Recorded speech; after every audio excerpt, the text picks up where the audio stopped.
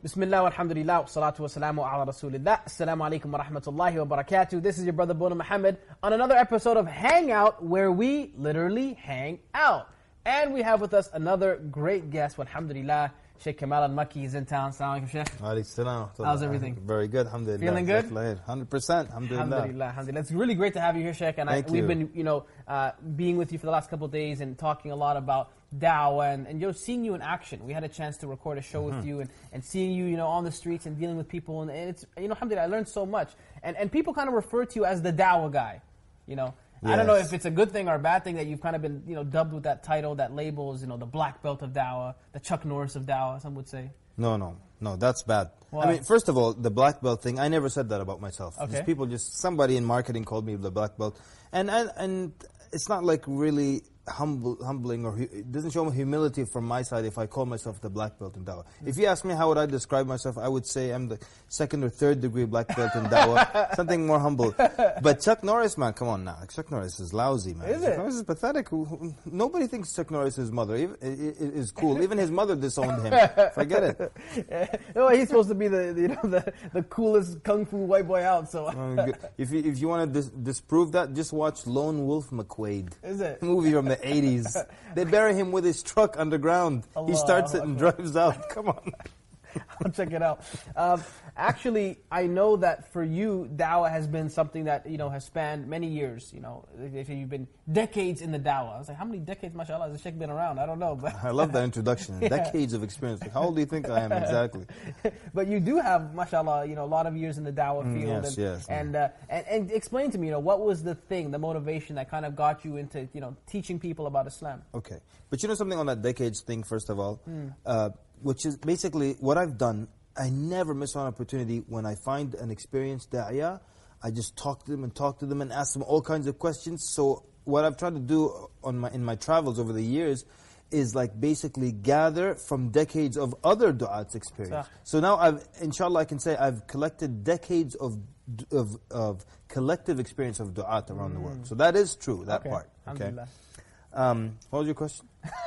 How did you get into the field of da'wah? Yeah, I think it came out of necessity in the beginning. I started, like many people, initially reading the books of Shaykh Ahmed Didat, rahimahullah, or his booklets. And I was really excited, learned some passages, and okay, I'm going to stump people with this material and all. Then when I was in the States, I tried to use a lot of the material, and I found out that a lot of people don't even know the Bible very much. So naturally, you just had to do other reading and start to shift your focus a little bit. Right. Then I chanced upon these brothers who were superb du'at. And until now, they're probably some of the best du'at, we don't overpraise them on the side of Allah, that I've seen as far as speaking and effectiveness. Those guys would, every time you see them, 5 guys took shahada yesterday, a guy took shahada today. I'm like, we just woke up, right? Someone took shahada. It's still fajr. Yeah. So what we did for 1 year, man, 1 year, we would give them opportunity to teach us the da'wah techniques. A whole year, and they couldn't do it. So in the end, I said, okay, this is how we're going to do it. I just start hanging with them, seeing how they do it. And then, of course, every technique you can explain, he'll use a technique, but this technique, actually, the Prophet ﷺ used it in the battle of such and such. So now you start to basically categorize every technique and organize it. And then, I don't know what year it was, I gave the first ever version of the 10-minute Shahada workshop. Actually, the first ever version, I gave it to high school kids. Then one of them said, I don't know, does this stuff really work? I doubt it. Next weekend, I'm going to bring one of my friends. And he brought him, and the guy took Shahada. Allahu Akbar. And then we gave a version at the university, and the university had a history of a da'wah table for 3 years, where 2 people took shahada in 3 years. MashaAllah. And then I gave it in the middle of the semester. In half a semester, 17 people took shahada. So it was like basically the first indication that you can take people with zero experience, give them a workshop, and they can become good du'at. But I mean, people hear those numbers, 5 shahadas. Some people could never even dream of guiding someone to Islam, giving them shahada. How many people do you think in your whole life you've helped giving shahada to? I'm asked that question a lot, and before I answer that, man, there's some du'at when they ask them, how many shahadas have you given? And they'll tell you, I've met a da'iyah, he said, I give shahada to 1,362 people.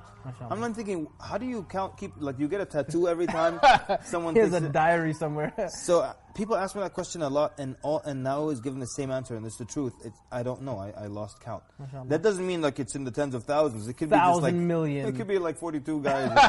But what I've done, maybe it's like, it's either the smart man's way of doing it or the lazy man's way of doing it. Basically, for a number of years now, I just stopped giving da'wah, and I just teach and train.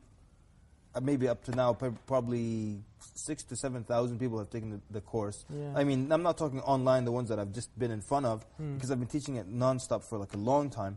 So I'm hoping that this is a good investment where I just kick back and then they go out and do the work. Exponentially, you just get to reap the rewards, inshallah. Some da'at are on fire, man. Some of these kids, like some of them were like literally kids that they took the da'wah class, they were 16. Now they're like in their 20s and stuff, but they're like on fire. And I'm hoping, bi'idhnillah, that Allah accepts, I just kick back and get some of that reward. I mean, inshallah. So it's either out of laziness or just business. And I interviewed you, and people saw this, and they want to go out and take the course. I'm going to get some of the reward too, inshallah. Yeah, that's the idea, that's the plan. Rahman, so alhamdulillah. You know, it's interesting too, because a lot of times I think when young people specifically go off and give da'wah, you know, they're very enthusiastic about it, but people kind of get shut down, and then, you know, maybe they just completely turn off from it.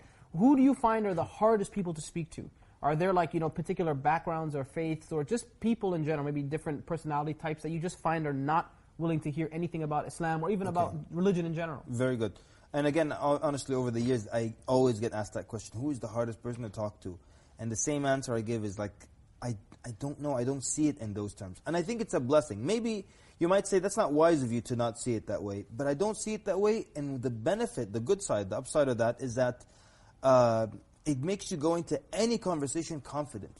That what I have can crumble mountains, so who's difficult? So I don't care if you're the atheist, and people are, oh, the atheist is the most difficult one. No, he's not. Oh, the Trinitarian, no, I love that guy. And I love talking to him, yani. So I don't see it in those terms. I'm not trying to be like, you know, I'm that good. I really just don't see anyone's difficult, because we said your part is speaking, Allah's part is opening someone's heart. So that means it can't be hard, you know. Any shahadas over the years that you recall, remember, anything that was like, you know, particularly emotional? Or, I mean, you probably see so many people take shahada, I don't know if it, you know, some people become numb to it. The white guy comes in after Jummah and everybody gives him the takbirs. Was there anyone that particularly stuck out in your mind? Yeah, I mean, really, like you're so focused on getting the person to that point. When you get them to that point, you're kind of relieved and everything. But it's not many in my life where like the guy took shahada and I'm just holding tears back. But some do stand out. The University of KwaZulu-Natal in South Africa, we're giving da'wah there. And then this girl was going to class, and I stopped her. We're, you know, at the university. And she was wearing something that wasn't very modest as far as Islam is concerned, right? And I stopped her, do you know much about Islam? She said, my father is a Muslim, but he was not practicing at all, never taught me anything about Islam. My mother's Hindu, so I'm Hindu. And I spoke to her for a few minutes. She took her shahada and went to class. And then when she finished class and she passed by her table again, she had already like covered herself up. Allahu Akbar. So I never forget that. May Allah keep her steadfast. That was like that was quite moving. It's not like when she walked by, I was like, oh, this is amazing. But it was like just moving, that how quickly she felt just naturally hayat that she had to cover up. Connected automatically. The other one was this brother. This was like a revert American brother who would come to our center, and he invited his younger brother. And, you know, I don't want to be like stereotyping here, but a lot of times you find families, like brothers, just siblings hate each other and stuff. So this brother's Muslim, he's got this beard and everything. And then his younger brother, just some American teenager, some kid, and he cares for him so much, he brings him with him to the center, and he wants him to become Muslim. So he brought him to me, and I spoke to the kid a little bit, and then when it was time to take the shahada, I never do this. Like, it's really, I see it like selfish, where someone's working on his best friend for months, he brings him to you, and then you give him the shahada. I love the honor to go to that close friend. So I spoke to the kid when he was ready. I had his older brother give him the shahada, and he was crying as he was telling him to say ashhadu, and until now that moves me. He was crying because his younger brother is accepting Islam, and that was like one where I had to like struggle to, you know, stay man and all that. Have you ever seen like, you know, families or you know, more than one people kind of enter Islam at the same time? Yeah, and it wasn't like officially some kind of record or challenge, but in our street da'wah days, my record was like 5 friends taking it at the same time. I mean, I don't want to use that term record, but just for fun between us and like du'at and is like, because one guy had 2 people take it at the same time, and then just these 5, we spoke to them, and all 5 just took the shahada. Families, actually, I'm actually more pleased to say that I had a friend of mine who took the shahada course 3 times with me and never got shahadas. I'm like, kind of starting to become disappointed at him. Like, come on, man. You're making me look bad here. He took this class 3 times, nothing happened. And then he actually gave da'wah to a man and his wife, and both of them took shahada on the spot. Allah. And they used to be like grave diggers, like at the cemetery with machines and stuff. He just gave them the shahada. Both of them took shahada immediately. They've seen life and death. They probably have an appreciation for it. Yeah. Right. So now tell me this. Is there any, I want the techniques that, are like foolproof. Like, I mean, say someone doesn't want to take your course, somebody's just lazy, they want to cut corners. Give them the techniques that you've seen over the years that are like 100% proven. Are there any techniques that you would just throw out and, boom, that's it, Muslim? Yeah, first of all, I would encourage this person, do take the course. Right. If you don't want to be ignorant, that's also a good thing as well, yeah. Because actually, the more you know, the more effective you'll be in the field. The more effective you'll be. That's like, inshallah, hands down. But if you just tell me, give you the gist of it, even though it's like whatever, the shortest version is 6 hours long, but if you say just right now, give me 3 points, speak about Tawheed, explain the 5 pillars, and go for the gold, meaning ask for the Shahada. And if you take the course, you understand why Tawheed, you understand the value of speaking about the 5 pillars of Islam, it's a tremendous value, and then why you ask for the Shahada. If you just... There's actually one time a guy who didn't have enough time. He came to the Shahada, the old Shahada workshop, the 6-hour version. He just attended 3 hours of it. So we still didn't even get to the meat and potatoes. But he just heard the first golden rule. Next week he got a Shahada. Allah. He didn't even finish the class. He didn't finish all the other stuff, just because he heard the golden rule. So talk about Tawheed, do the 5 pillars, explain them real quickly, ask for the Shahada. I know that actually for myself. So I've given a couple shahadas, and definitely not probably as many as you. Yes, of course. But a couple thousand, not too many, but not nearly as many as that, tattoos? by the way. Let me see, where do I keep which arm? But one thing that has happened to me before, and it's a very scary thought, is I remember one time, subhanAllah, I gave shahada to this one guy, and he brought his friend back the next day. And he said, I want my friend to become Muslim as well. And I was like, I was telling the brothers, I was like, yo, man, this is amazing, And then I remember he was Filipino, and he came and he took Shahada. And the 3rd day, the first guy called me and he said, my friend left Islam. Oh. The new guy or the old guy? Well, they were both technically new, but it was the newer one. The newer guy left Islam? Yeah. So the guy who I gave Shahada to on the 2nd day, he, by the 3rd day, had already left Islam. And I asked the first guy, I said, what happened? He said, he went home, he told his family freaked out, and he just completely rejected everything.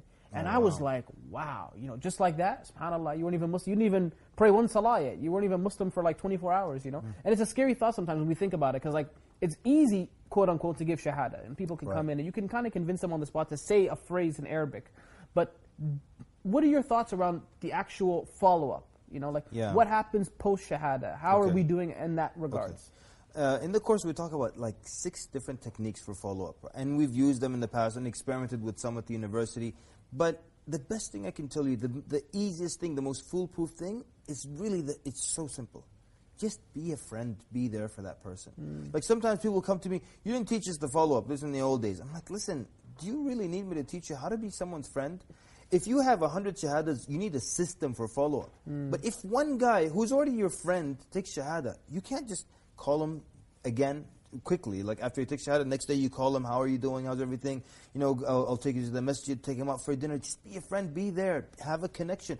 It's all, in Islam, it's all about the community, it's all about the jama'ah, right? And that's why we have daily jama'at, the 5 prayers, weekly jama'at, yearly jama'at, the Eid prayers, and even beyond that for the eclipses and stuff. It's about being a part of the community. So just be a friend. I'll tell you something. We haven't done any formal research here, but we've found that a week of staying in good contact with someone and introducing them to the community is almost enough to just, after that, they're on their own. I mean, as far as they'll come to the masjid on their own. I don't have to call you up every day for Fajr, every day to pray, but just a week of steady follow-up.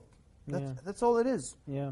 I mean, I definitely think that the community component is a very large factor because, people come into our masajid and they see everyone speaking a certain language, and they tell you, you know, brother, the first thing you have to do is start wearing this clothes, or you have to start, you know, eating this type of food, and it just kind of like throws everything off. I gotta tell you something, man. There was this CD. It's called a message from a new Muslim, right? And the Sheikh, before he made the CD, it was Sheikh Walid, by the way, Sheikh Walid Basyuni, right? So before he made the CD, he basically interviewed reverts and said, what are the problems you faced when you were integrated and you were introduced to the community? Then he took these actual problems that they experienced and made it a CD as if it's a revert speaking to the Muslim community.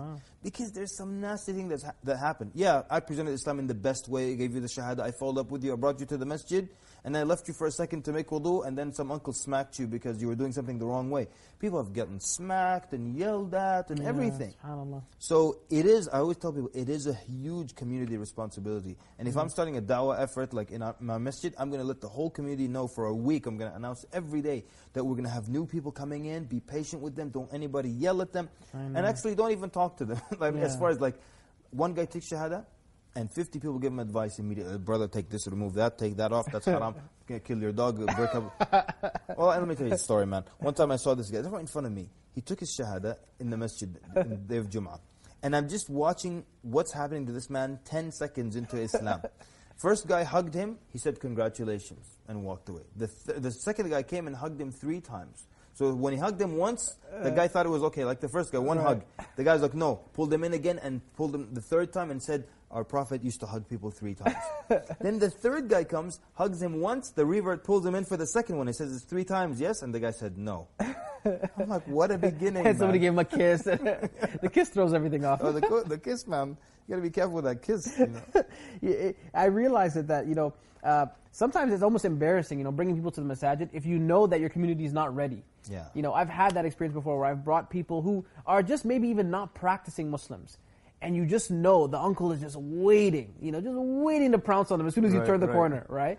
And I think that there has to be, I don't know, I mean, what can we do to make our communities? Because I mean, amongst the youth, amongst university students, people who have non-Muslim friends and colleagues, we kind of understand and get it, like the space that we're in should be meant for da'wah. Yeah. I actually heard a story one time, subhanAllah, of a white woman who came into a masjid, and she didn't realize there's a men's and a women's entrance. So she's coming to take her shahada, subhanAllah. And she comes into the men's entrance, and the uncles see her and they start freaking out. Saying, what are you doing here? And she just walks away saying, why are they yelling at me? I came to become Muslim. And she just walks away. And that story you just told, I was just contemplating telling that same story, and I'm sure it's a different masjid, but it's the exact same story. It was a masjid in America. Oh, okay. And the one walks in. I think I just stole that story then. That's probably what happened. No, dude, she was just shooed away like a dog. It happens many times. Many times. She doesn't know women's section, men's section. Yeah. You know, it's one thing that I realize that definitely, you know, as the things in this world are, you know, the times in this world are changing with Islam under the microscope so much more, and people are curious about Islam. You know, we can't deny that Islam is in every household. Every day you turn on the news, you hear Muhammad sallallahu alaihi wasallam, you hear Islam, you hear Allah, you hear these names and these figures, but there's still a huge gap between what the, you know, Western society knows about Islam and what we perceive to be, you know, the truth about Islam. And I also wonder if you know, the reality of the matter is that people now are learning about Islam, but at the same time there's a lot of young Muslims who are also kind of distancing themselves from Islam because of the current media situation. You know, just like after 9/11, sisters became very nervous, started taking off their hijab, brothers started shaving, and all these types of things. People kind of are becoming less and less inclined towards Islam. I'm talking about born Muslims, quote unquote. Have you seen that in the States as well, or? Yeah, a lot of that. You know, in the beginning of what you were saying, man, you just reminded me this incredible dua that Musa alayhi salam made in the Quran. And it's really a wake-up call. Wallahi, this dua is unbelievable. Musa alayhi salam is making this dua to Allah. He's saying to Allah, لا تجعلنا فتنة للذين كفروا. It's really amazing. It's saying, oh Allah, don't make us another fitna and another test for those who disbelieve. The person who's not a believer, many things pull him away from Allah and from Islam, right? Love of the dunya, love of money, love of whatever, chasing desires and lusts and all these things. All these are fitna for them. And imagine on top of that, there's a fitna, and that is that the believers don't look like the people upon the truth. In conduct, in behavior, in what's happening in their countries, what they're doing to each other. So on top of all the things that are pulling him away from Islam, another thing that's going to tell him don't become Muslim is look at the state of the Muslims. And that's really, really painful that that's what's happening today. This is in the 80s. There was a guy who took Shahada. And then when he traveled to the Muslim lands, and this is probably not even one story, multiple like that. When in the end, what are your thoughts? And he said, Alhamdulillah, who guided me to Islam before I got to see the Muslims. So that means we are a fitna then in that sense. So that dua is right in its place now. Now the second half of what you're saying, like basically the effect it's having on youth, and it seems, Wallahu ta'ala a'lam, and I've discussed this with some people of knowledge, and they kind of see it as the problem that will be hitting the Muslim communities in the next couple of years. It's going to be people leaving Islam. And because human beings are social beings, and pressure breaks you. That's why the Prophet ﷺ specifically spoke to people who feel the pressure, the ghuraba, the strangers. Being strange, being different, has pressures. So the Prophet ﷺ, to keep you steadfast, said, فَطُوبَى الْغُرَبَاء, you know, glad tidings to those who were strangers at that time. So the pressures now are causing people to leave Islam, and this is going to be one of the biggest problems coming in the next I mean, how do we deal with that? Is it something we just accept? We just figure, hey, I guess not everyone's going to Jannah, so let's just carve them out now. And there's plenty of space and room, and right? Yeah. No, obviously not, right? But, I mean, it's a tricky thing. The biggest part of it is going to be through education.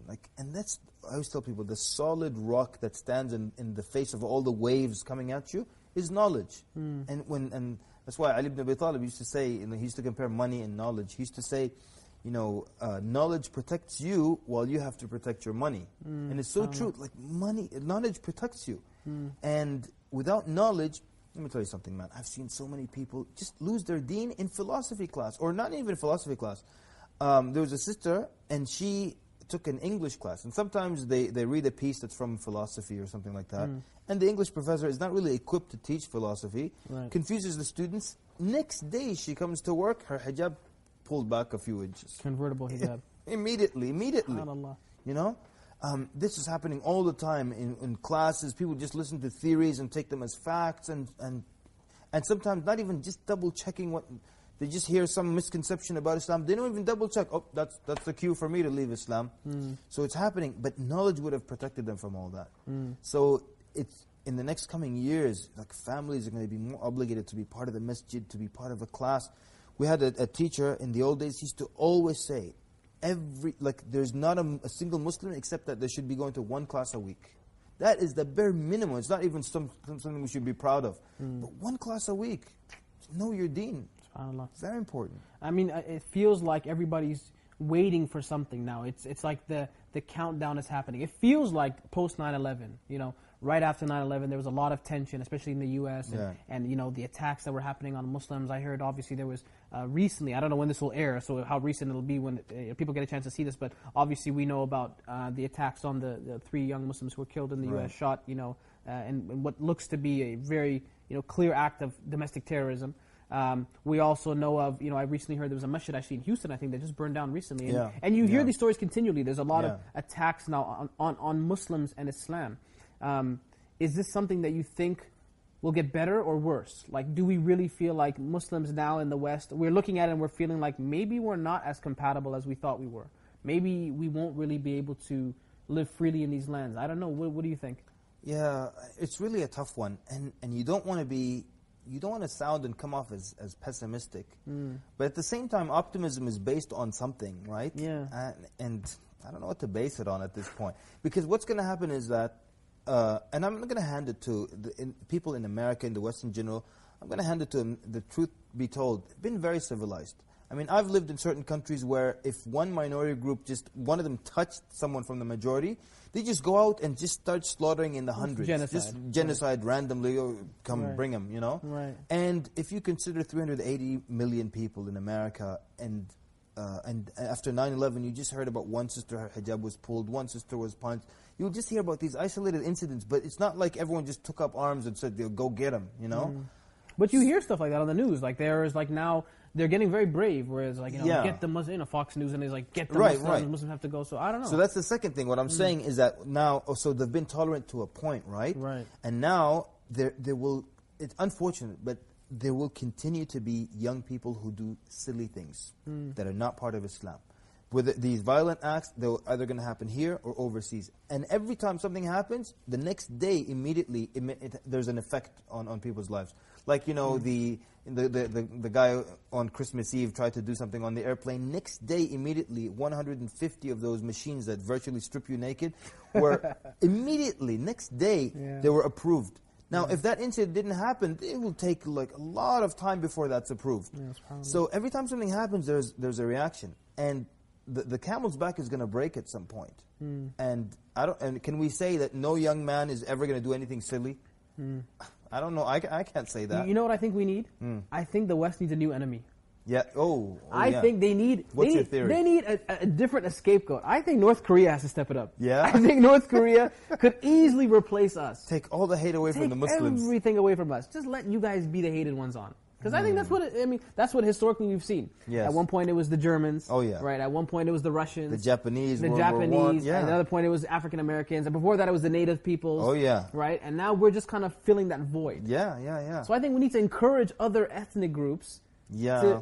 Actually, maybe we shouldn't say that. No, not encourage. We don't want to encourage them to wreak havoc or anything, but we want to like take their crazy philosophy and put it more in the open. What do you think about that? One of the African American civil rights leaders in America, he said, the Muslim is the new Negro of America.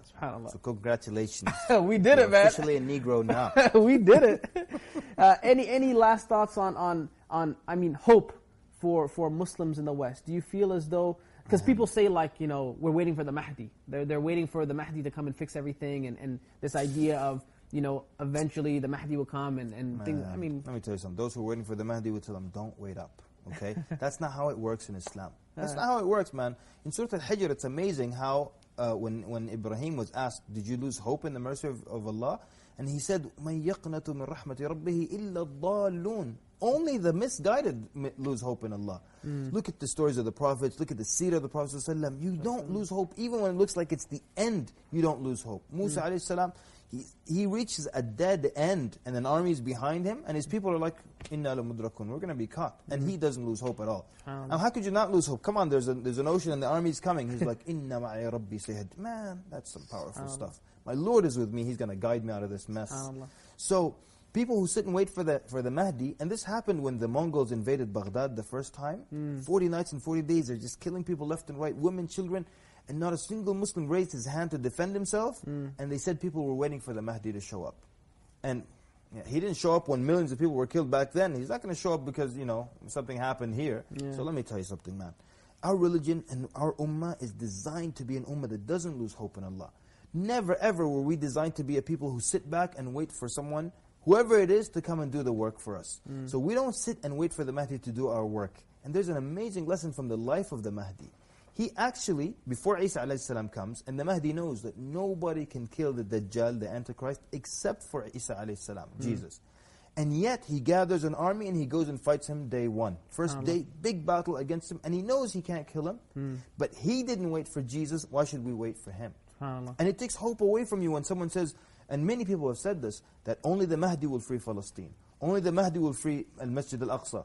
That takes away hope from me, man, because it tells me that no matter what letters I write, what, you know, what do you call those, demonstrations, rallies, I join, all of it is worthless, is futile. We just have to wait for the Mahdi to show up. But actually, no, the scholars say, the hadith says the Mahdi will pray in Bayt al-Maqdis, and it mentions it casually. So the scholars say that means we already have Bayt al-Maqdis before the Mahdi. So yeah, that gives me hope that maybe in my lifetime, maybe in the lifetime of my children, maybe I can be part of what will, the catalyst that will cause the Al-Aqsa to be freed. Inshallah. So, you don't lose hope that way. But to tell me, don't do anything, just sit back, wait for the Mahdi, he's going to do everything when he comes. So I just drink coffee, when the Mahdi comes, he does the work, and I'm still having my coffee. Great.